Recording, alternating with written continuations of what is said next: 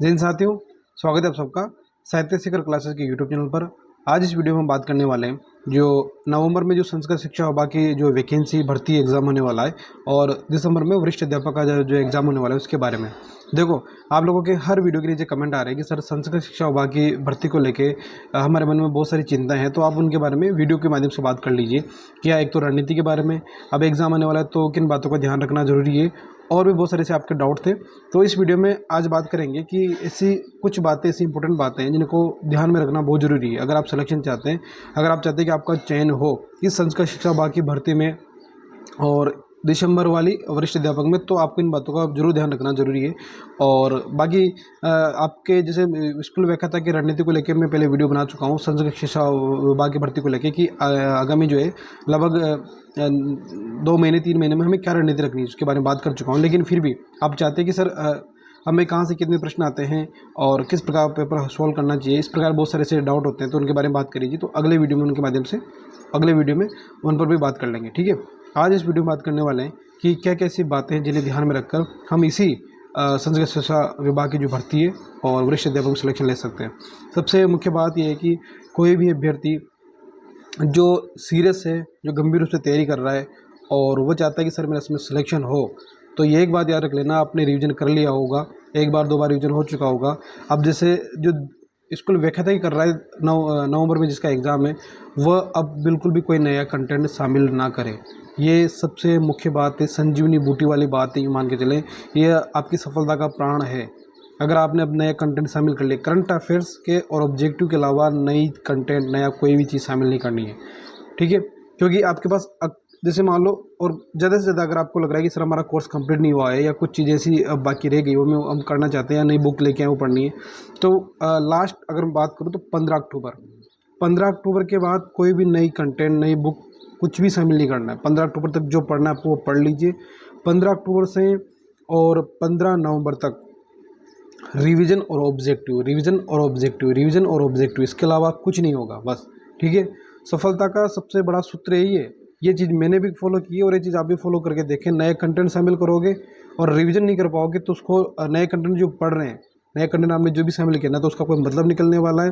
और दूसरी बात, जितना अभ्यास करते वो अभ्यास भी आप नहीं कर पाओगे उसकी वजह से, और फिर लास्ट में क्या होगा, मेंटली प्रेशर में आ जाएंगे और नुकसान होगा, ठीक है। तो नया कंटेंट बिल्कुल शामिल नहीं करना है 15 अक्टूबर के बाद। 15 अक्टूबर तक तो ठीक है, कुछ चीज़ें ऐसी होगी जिन्हें कंप्लीट कर लो, और 15 अक्टूबर से 15 नवंबर और मन खूब रिवीजन करना है और उसके अलावा ऑब्जेक्टिव निकालना है, ठीक है। अब जो दिसंबर में जो संस्कृत शिक्षा विभाग की भर्ती है, वह अभ्यर्थी क्या करें, वह अभ्यर्थी अभी आप यूँ मान के चले कि नवंबर, पूरा नवंबर तक जो है आराम से नए कंटेंट शामिल करके उसे पढ़ सकते हैं। मतलब नवंबर के भी 15 नवंबर के आसपास तक की बात है, ठीक है। उसके बाद आपको भी फिर 1 महीना यही रणनीति रखनी है, नए कंटेंट शामिल नहीं करना है। ये आपको लग रहा होगा कि मैं ऐसा क्यों बोल रहा हूँ, क्योंकि ये बहुत सारे अभ्यर्थी, बहुत सारे मेरे ऐसे साथी थे जिनके बारे में मैंने देखा है। उन्होंने कहा कि लास्ट के टाइम इससे बुक थी, वो लेके आए, वो पढ़ा, उसमें रह गए, उसका रिविजन नहीं कर पाए, फिर बाद में प्रेशर में आ गए, उससे वजह से असफल हो गए। वो एक गलतियाँ होती है, ये गलती है, इस गलती को दोहराना नहीं है। जो अनुभवी व्यक्ति होता है, जो बुद्धिमान व्यक्ति होता है, वो अनुभवों से सीखता है, दूसरे के अनुभव सीखता है। जैसे मान लो आप कहीं रास्ते में जा रहे हो और कोई पत्थर पड़ा हुआ है, कोई व्यक्ति निकल गया, उसके ठोकर लग गई, तो आपको पता है कि उसके ठोकर लगी, तो आप रास्ता बदल के निकलो, है ना। आप भी नहीं उसकी तरफ जा रहे हो ठोकर खा के निकलना है, ऐसी बात नहीं, ऐसा नहीं करना है। बुद्धिमान व्यक्ति दूसरों के अनुभव से सीखता है, ये बात याद रखें, पहली बात। दूसरी बात क्या करनी है कि अब जैसे 15 अक्टूबर से 15 नवंबर तक चल रही है, ठीक है। 15 नवंबर के बाद खुद के डेली रूटीन में ध्यान देना है, कितने घंटे सोना है, कितने घंटे उठना है, ठीक है। एग्ज़ाम का जैसे आपका टाइम टेबल आपको पता होगा कि जैसे एग्ज़ाम मेरा दिन में होना है, तो आपका जैसे डेली का रूटीन होगा कि आप दिन में सोते हो तो सोना बंद कर देना है। रात में अगर आप 4-5 घंटे सो रहे हैं, 6 घंटे सो रहे हैं, तो रात का टाइम बढ़ाते हैं सोने का। क्योंकि क्या होता है कि लास्ट के टाइम हम क्या करते हैं, अपना नींद जो है पूरी नहीं निकालते हैं ना, पूरी नींद नहीं लेते हैं। और जब नींद नहीं लोगे आप पूरी, तो फिर क्या होगा कि भले अपन कितनी भी अच्छी तैयारी करके जाए, क्योंकि जब तक आप खुद को फ्रेश फील नहीं करोगे ना कि हाँ चलो आज मैं पूरी नींद लेके आया हूँ और फ्रेश हूँ बिल्कुल। जैसे आप सुबह देखो, आप जैसे रात में सोए और आप जिस दिन आपकी नींद पूरी नहीं होगी ना, उस दिन आपको थोड़ा ऐसा दिमाग से भारी भारी सा लगेगा, ठीक है। कोई भी काम करोगे तो अजीब सी थकान सी महसूस होगी। अब ये जो थकान है, ये जो अजीब सा जो माइंड सेट हो जाता है, ये एग्ज़ाम के टाइम नहीं चलता। एग्ज़ाम के टाइम फिर वहाँ आपको जो है बहुत, क्योंकि एग्ज़ाम में तो अलग प्रेशर बनेगा, किस प्रकार के प्रश्न आ रहे हैं और किस प्रकार की कंडीशन वहाँ बन रही है। जाओगे ट्रैवल करके जाओगे तो उसका अलग वो होगा, थकान उससे भी आएगी। और फिर ऑलरेडी आपकी नींद की वजह से भी अगर आप थकान में हो, नींद आ रही है, तो फिर बहुत रिस्क होता है इस चीज़ से ना।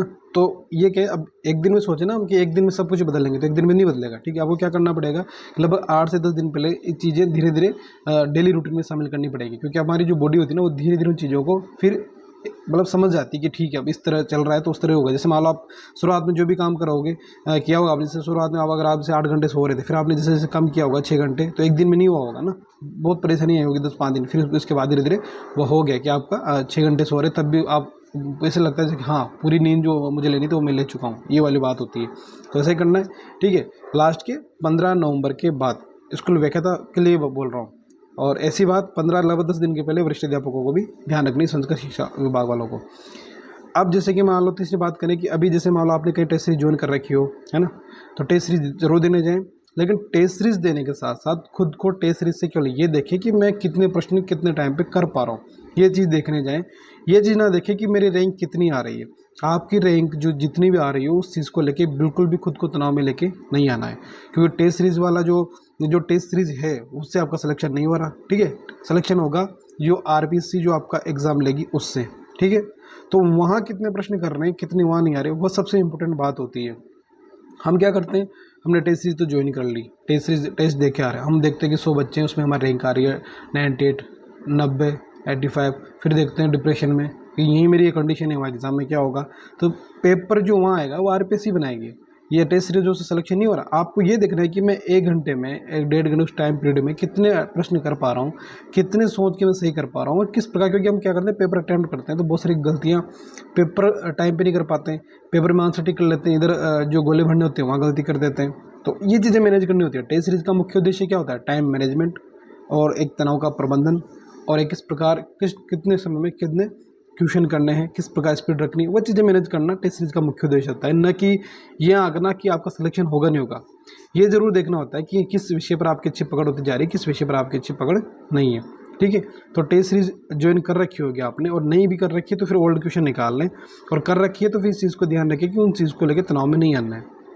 बहुत सारे ऐसे प्रश्न आपके सामने टेस्ट सीरीजों में आपको मिलेंगे जो आपने अभी तक नहीं पढ़ा होगा, तो उन प्रश्नों को क्या करें, एक अलग रजिस्टर में, या फिर आपने जैसे भक्ति काल का कोई नया प्रश्न मिल गया कबीर से संबंधित, तो भक्ति काल में कबीर में उस प्रश्न को वहाँ नोट कर लें कि हाँ ये नई बात मिली है, तो इसको भी नोट कर लें, ताकि अगर मान लो कहीं ना कहीं एग्जाम में वही क्वेश्चन पुटअप हो जाता है तो आप उसका आंसर दे सको।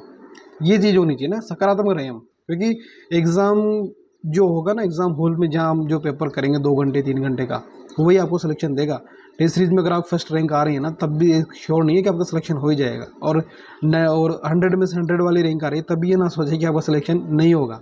ठीक है, ऐसा मैंने देखा है, कई मेरे साथियों के साथ देखा है, ऐसा हुआ है। तो ये चीज़ें, ये इस बात को भी ध्यान रखें। चौथी बात कि अब जैसे मान लो अब लास्ट का समय चल रहा है, तो इस लास्ट के समय में जो है बहुत कम लोगों से मिले। तैयारी के दौरान चलो ठीक है, मिलते रहे पढ़ते रहे, लेकिन अब मिलना कम कर दें बिल्कुल ही, क्योंकि और विशेषकर उन साथियों से, आपके भले आप साथी जो तैयारी करें उनसे भी कम बातचीत करना शुरू कर दें। क्या होगा, वो बोलेगा कि मैं इतने एक बुक इस कंटेंट के लिए 4 किताबें पढ़ चुका हूँ, और आप कहोगे मैंने तो 1 किताब पढ़ी है। वो कहेगा कि ये बुक अगर तूने नहीं पढ़ी ना तो सिलेक्शन नहीं होगा, पिछली बार इस किताब से 15 प्रश्न इसी से आए थे। अब आपको लगेगा कि अरे यार ये किताब तो मैंने पढ़ी नहीं है, अब 15 प्रश्न इसी से आए तो मैं कैसा अटेम्प्ट करूँगा, फिर वो डिप्रेशन में आ गए, है ना। तो क्या करना है, अब लोगों से खुद को थोड़ा अलग कर लेना है कुछ दिनों के लिए, जब तक एग्ज़ाम ना हो जाए। एग्ज़ाम होने के बाद वही रूटीन, एग्जाम होने के बाद वो भी नहीं कहेंगे कि मेरी किताब पढ़ी थी, और ना आपको पूछने की जरूरत पड़ेगी। और अभी आप नहीं भी पूछोगे ना तब भी वो बात कहीं ना कहीं से आएगी, क्योंकि आप जो डेली रूट बेस पे जो कर रहे होते हैं ना, उसी के बाद में सामने बात भी वही होती है। फिर आप दिन भर क्या करोगे, बात भी तो वही होगी ना। तो इस चीज़ को ध्यान रखें, लोगों से उस चीज़ के लिए बातें करना कम कर दें, बंद नहीं हो सके तो कम कर दें, या फिर उन्हीं लोगों से बात करें जो पॉजिटिव हो, सकारात्मक हो, जो आपको एक सकारात्मक एनर्जी दे, न कि नेगेटिव एनर्जी दे।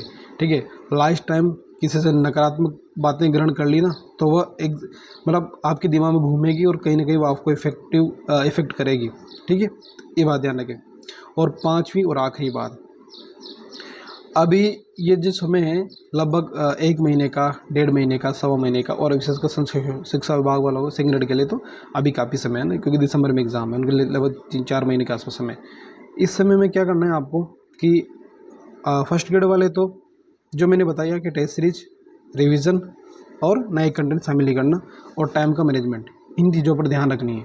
इसके अलावा एग्ज़ाम देने जाएंगे उस दिन समय पर पहुंचना है, रिस्क नहीं लेना, भले आपका सेंटर कहीं भी आए, ये याद रख लेना 1 घंटे पहले आप उस सेंटर पे होना आपका बहुत ज़रूरी है। ठीक है, मेरे 1-2 साथी और आप 1-2 मेरे क्या, आपने अखबारों में देखा होगा ना कि 1 मिनट एक लड़की लेट हो गई या कोई लड़का लेट हो गया, उसे एग्ज़ाम सेंटर में प्रवेश नहीं दिया गया। सोचो क्या हालत होगी जब आप अच्छी तैयारी करने के बावजूद केवल समय पर पहुंचने की वजह से वंचित रह जाते हो। तो ये गलती कभी नहीं करना है। आपने कितनी तैयारी की है वो सारी वहीं दिखेगी जब आप एग्ज़ाम दोगे, और उस चक्कर में आप एग्ज़ाम देने पहुंच रहे और लेट हो गए और बैठने नहीं दिया जा रहा, तो फिर आपकी सारी तैयारी किस काम की। भले एक दिन एग्ज़ाम से 1-2 दिन पहले तो पढ़ना नहीं होता, मैं तो नहीं पढ़ा था ना, पहली बात है। अगर आप पढ़ भी रहे हो ना, तो फिर उस तब भी ये चीज़ रखो कि मैं एग्ज़ाम सेंटर पे टाइम से पहुंच जाऊं, इस बात को मत भूलना।